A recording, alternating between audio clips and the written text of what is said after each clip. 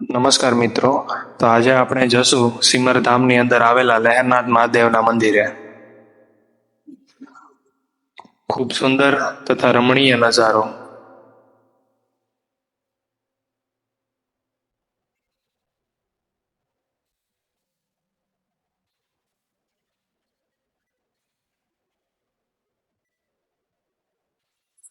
સિમરમાં જ્યારે પોર્ટુગીઝ શાસન હતું ત્યારે બંધાવેલો કિલ્લો છે આ.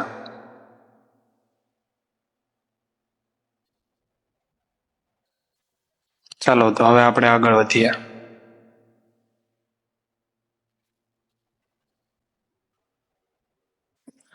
તો ફાઇનલી આપણે મહાદેવના ચરણોમાં આવી ગયા છીએ.